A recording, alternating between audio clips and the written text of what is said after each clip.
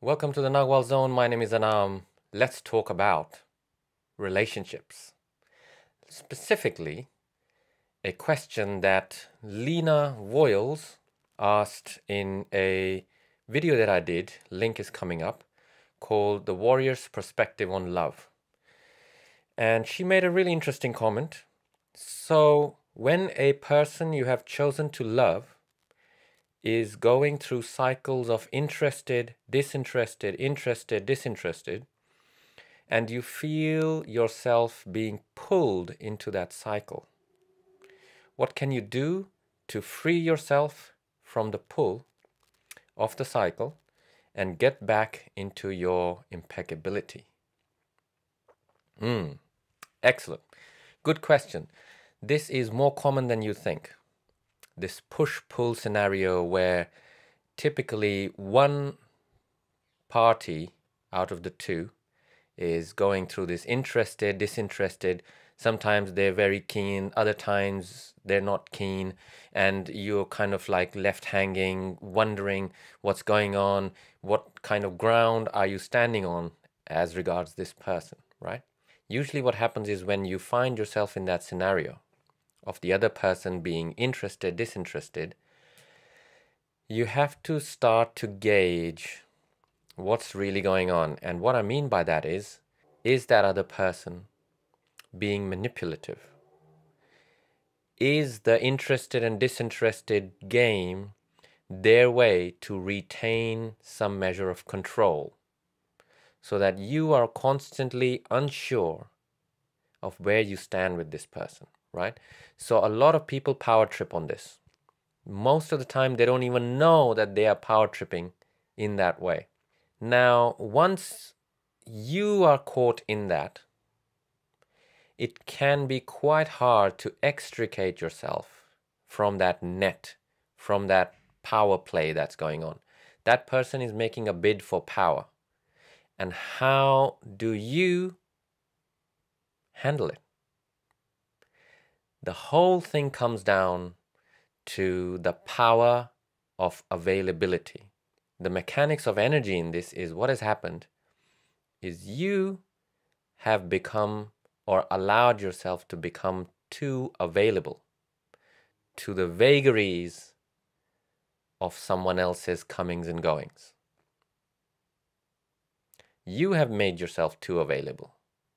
In popular terms, it's called boundaries, but I don't think that's quite an accurate term because that has to do with policing, like a guard dog or a policeman, right? And that kind of thinking is a very violent kind of thinking.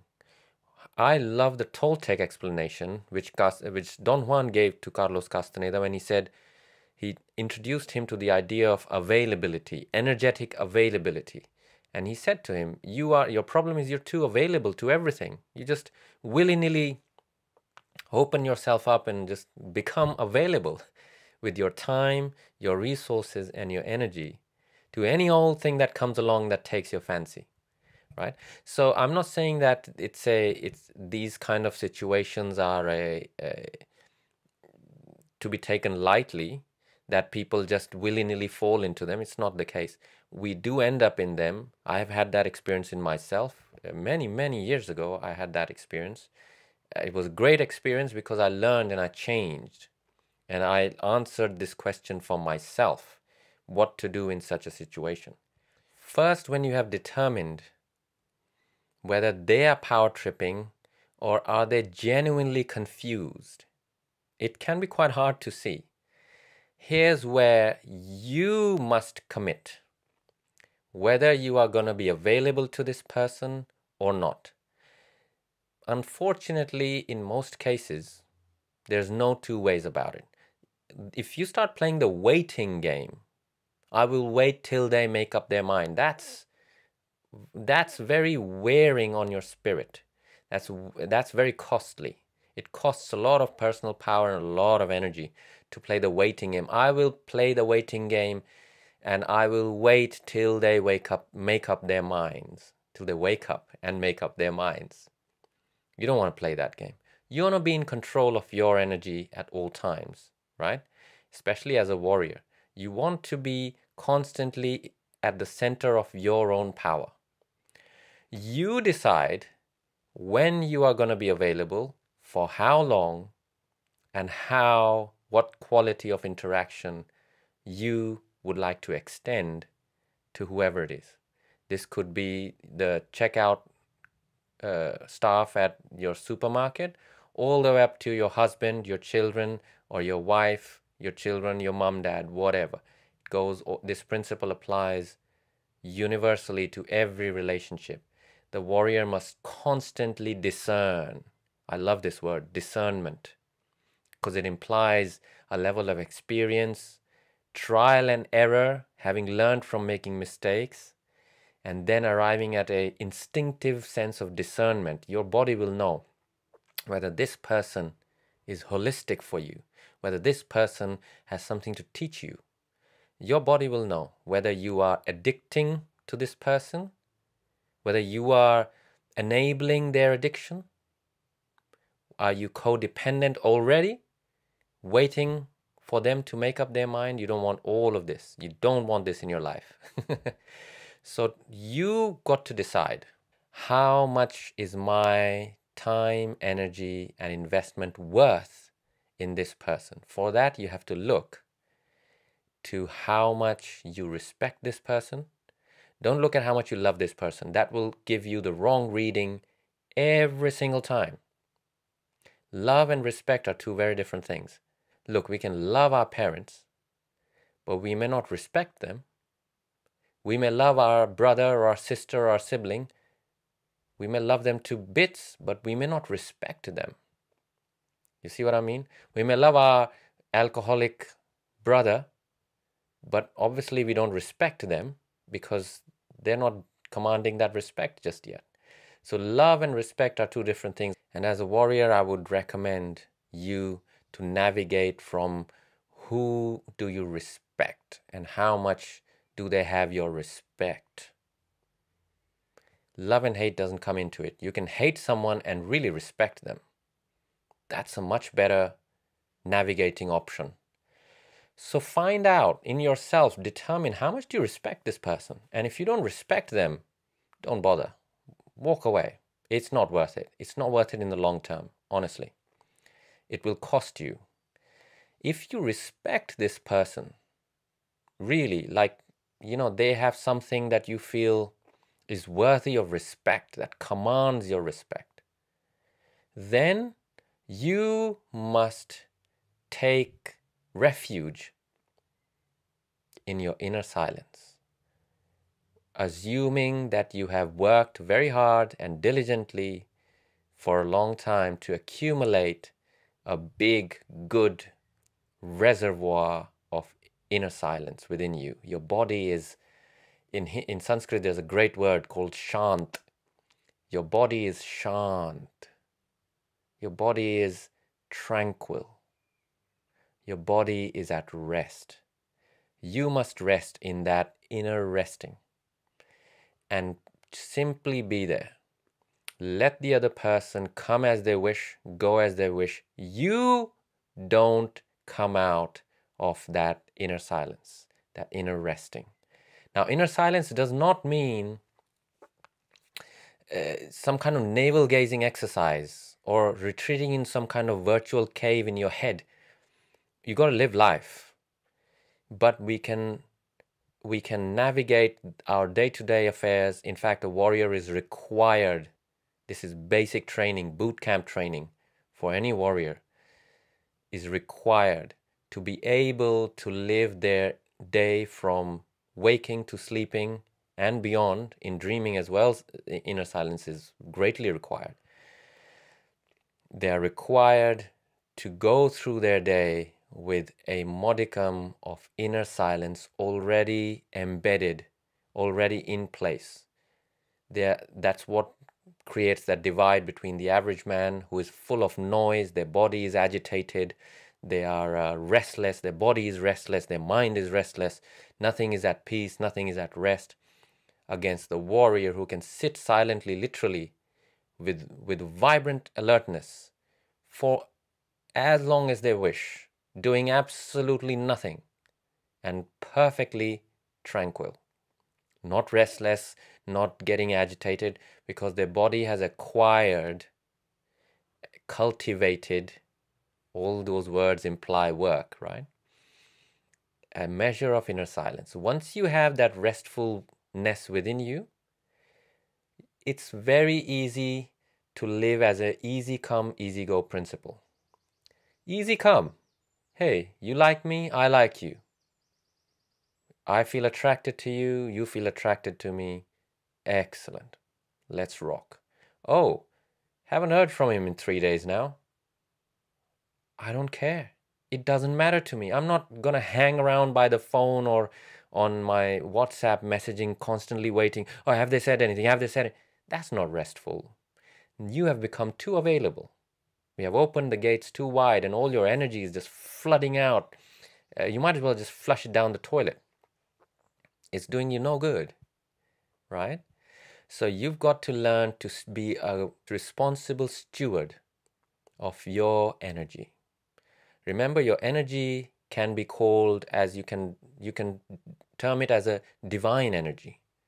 Your energy, the energy that you're feeling right now, your aliveness can be called, the source of it, as a divine source.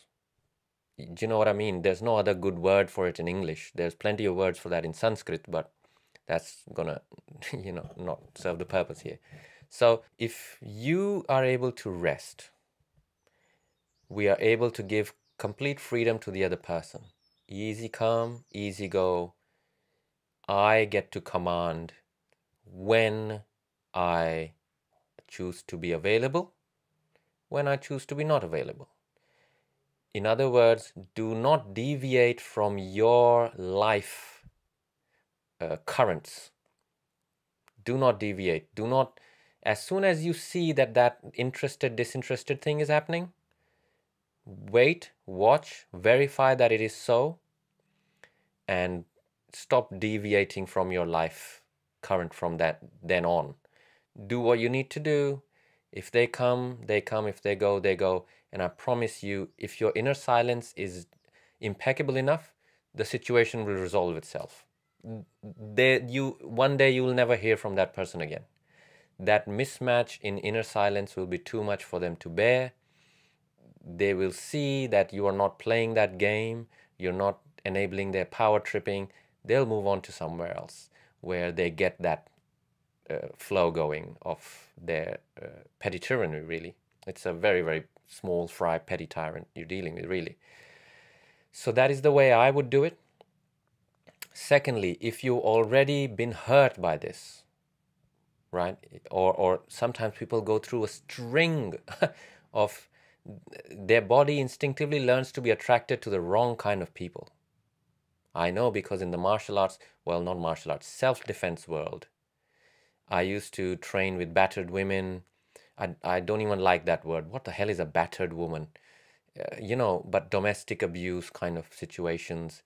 And it was an amazing experience to watch them grow from these disempowered humans into women who have learned the art of when to be available and when not to be available, and how to guard their non-availability within themselves and feel capable, right?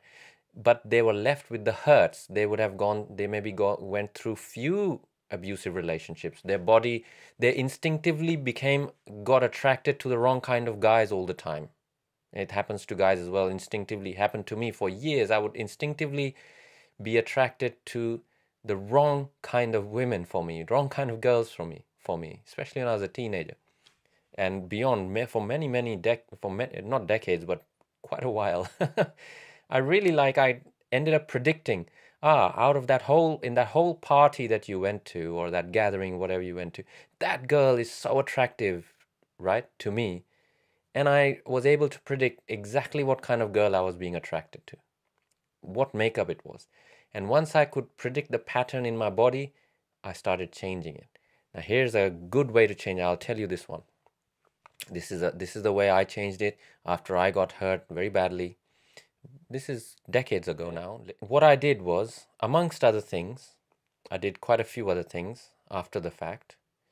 But to heal up, my main thing was I started writing letters, 1 letter a day, sometimes 2 or 3 letters a day, to my inner child. See, availability in Toltec terms is very similar to you've handed over your inner child to someone else's safekeeping. You don't want to do that. Your inner child is your responsibility. You cannot put that responsibility on someone else. There you go, take care of my inner child for me, will you? Unwilling parent, making them an unwilling parent. Who wants that burden, right? No. You want to be secure enough, you want to be strong enough in yourself because of that pool of inner silence. You want to be able to look after yourself, look after your inner child. And to heal, I would write letters. Every letter had a theme. It had the same theme again and again, which was reassuring the inner child that I would never hand over my inner child to anyone else for safekeeping ever again. They're not up for adoption. They're not up for, just pimping my inner child for some brief moments of hit, pleasure, addiction. Really, really not holistic living at all. So do that. If you feel that you need to recover from a grave hurt that is living within you about this, start writing letters to your inner child. It could be just 1 A4 page. Sometimes it'll be less, sometimes it'll be much more. Start communicating, establish a rapport. Communicate, find out, talk to your inner child. Find out. Chances are you haven't communicated with your inner child perhaps ever, or at least in many, many years. That's what you want to do. And reassure your inner child. We are together, and I promise you, I will take care of you. No one else is going to be responsible for taking care of you. And really reassure. You will see that there is an energy within you that acts just like a child. That's who we call an inner child. It's a term, it's a way of words. Keep that in mind. Write those letters. I wrote them. It took me 2-3 months for my inner child to finally be convinced that I mean business. Because, previous to that, there had been I didn't even know about this practice, and I didn't know what was happening within me. After this, the relationship I have been in for the last 13 years happened after I arrived at a coherent place within myself, a secure place within myself. My inner child feels secure, loved, comfortable, safe. So important. Your inner child needs to feel safe with you. So do whatever you can. Writing, and don't type. Write with your hand. Write. Every day write. Invest in yourself. And you will see how amazing, what an amazing healing you will have on that hurt that has been happening. You'll be able to forgive the other person. Many times you'll find that there was nothing to forgive. They were doing what they were doing. You were the one who were handing over your inner child to that person for safekeeping or for looking after, which was creating the wrong dynamic, right? So we start to see where our part in it was. So interested, disinterested, what's your part in it?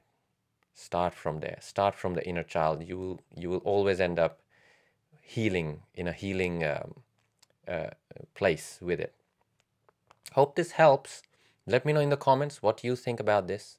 This is a great way to establish long-term holistic relationships by learning to rest in your inner silence and having a beautiful, well-loved, healthy, happy inner child. With that, walk in freedom. I'll talk to you in the next video. Bye for now.